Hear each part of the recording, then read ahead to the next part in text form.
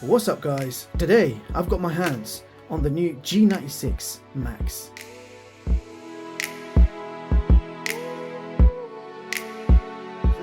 So this is a brand new 8K streaming box for all your streaming needs. This one is powered by the Rockchip 3528 quad core clocked at 2 GHz. For graphics we have integrated Mali 450.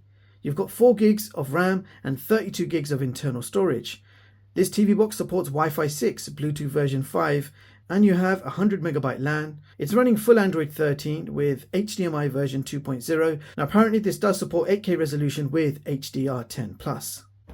Now quick look what you get inside the box. We get a user manual, an HDMI cable, a power supply, an infrared remote control powered by 2 AAA batteries, and last but not least, the TV box itself. So this is the G96 Max. You can see on top it says 8K Ultra HD. On the front you've just got an LED display. On the side you've got nothing. On the back we've got power socket, SPDIF, you've got HDMI out, 100 MB LAN, AV port, and if we keep going you've got USB 2, USB 3 and a micro SD card slot. And that brings us back to the front of the box, and here is a quick look at the bottom. Now first of all I ran a boot up speed test, and this TV box took 32 seconds to fully load the home screen from a cold start. And here is the home screen with a simple colourful layout. In the top left corner you have your search options, and on the far right corner we have connection information with local time. Now the first row of icons are your favourites, so you can hit the plus sign and select up to 5 maximum favourite apps to appear in this section. The next row of icons are all the apps installed on this box as standard, so all your default apps are here. And right at the bottom you have 2 more icons for settings and then your connection info. Now if we head over to the main system settings and go to device preferences and check out the system storage info, you will see that this box has 32 gigs of internal storage with 24 gigs free to use. And if we have a quick look in about, you will see that this box is running Android tvOS version 13. So of course this is not the official version of Android tvOS. This should actually just say Android 13. So strange hybrid custom OS going on here. Now other features to mention: under display you will find your resolution, zoom and HDR, which is actually set to auto. Under decode and bitstream you have your info on audio formats with a choice between HDMI and SPDIF. Under display and sound you have text scaling, match content frame rate and advanced settings where you can see game mode is active and format selection is set to auto.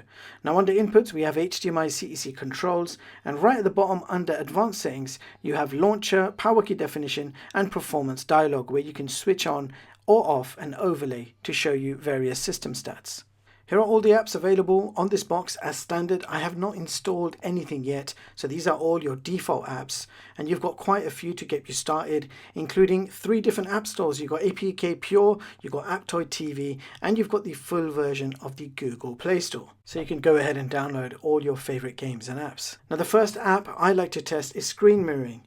Now there doesn't appear to be any native screen mirroring app for Android, so Miracast is not included, but we do have AirScreen pre-installed, so that's screen mirroring for iPhones, and I did test that out with my iPhone 14 Pro. It was quick and easy to connect, and it worked very well with minimal lag. So this box supports screen mirroring for iOS only. So now I'm going to play some 4K video samples from a USB drive, and I'll be doing this with the VLC player which I downloaded earlier from the Google Play Store. So let's begin with the usual high bitrate Jellyfish demo. So the first sample is the 160 megabits per second video file, and you can see it's playing fine, nice and smooth.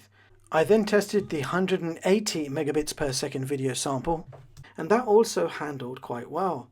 Now the real test was the 400 megabits per second file, and it started playing okay, and then it went totally fuzzy and crazy on me, and then it froze.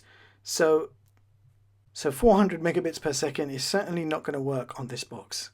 So thereafter I tested a few 4K 60 videos with various HDR formats, and they all played back beautifully with no issues. I also tested out an AV1 video file to see if it works, and it did indeed play back this AV1 file. So this box does also support the AV1 codec.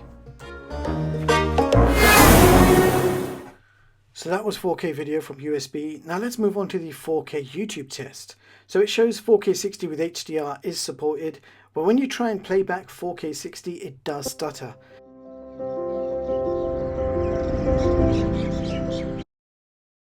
However, when I dropped the resolution down to 1080p 60 with HDR, then the playback was much nicer and smoother. So let's go ahead and play a few more trailers. These things take our fears. I've been trying to fill my father's shoes, but I never once asked what I wanted to do.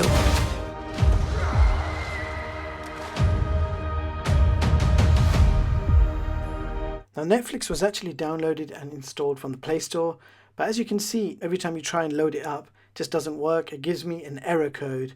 So I couldn't get Netflix to work officially, but you do have the option to sideload Netflix from APK Pure, and that will give you SD quality, but at least it will work. Amazon Prime Video actually came pre-installed and it works fine. I was able to sign in and immediately start streaming my favorite shows, but unfortunately you are limited to SD quality max. Now Disney Plus was not available from the Play Store, so I managed to install it through APK Pure, and it installed successfully, and you can stream a maximum of HD quality on Disney Plus. Okay, so that's streaming done. Now let's check out some gaming, starting off with Beach Buggy Racing 2.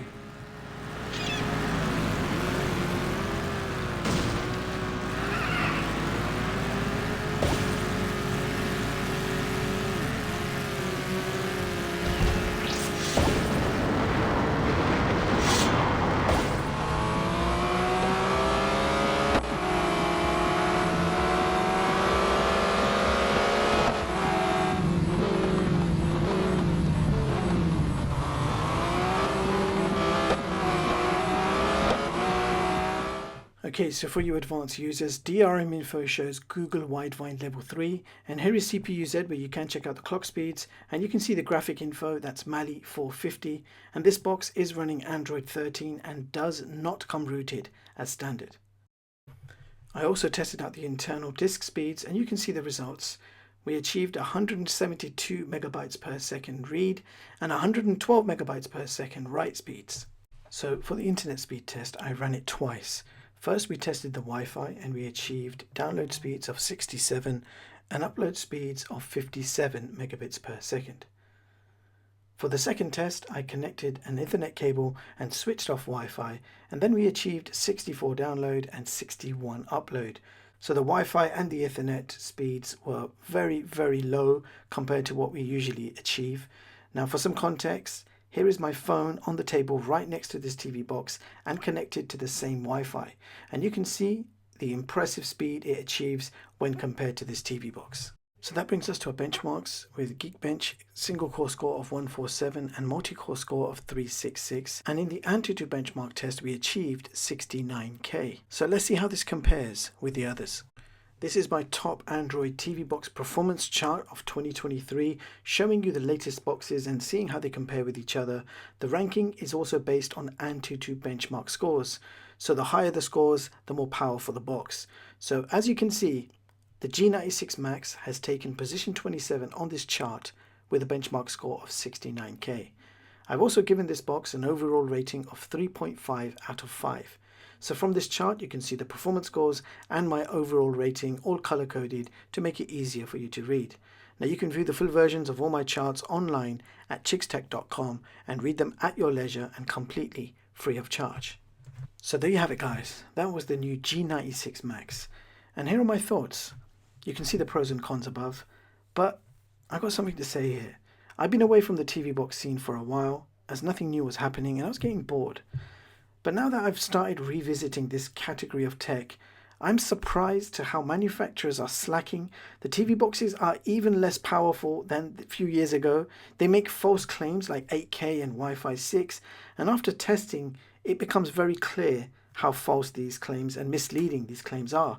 The TV box manufacturers from China have absolutely dropped their standards, so I'm back to bring some honesty and transparency back in this field.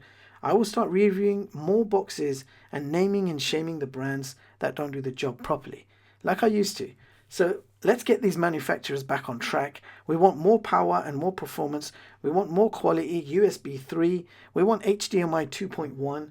What is going on here? It's 2023. We're not going back in time, guys.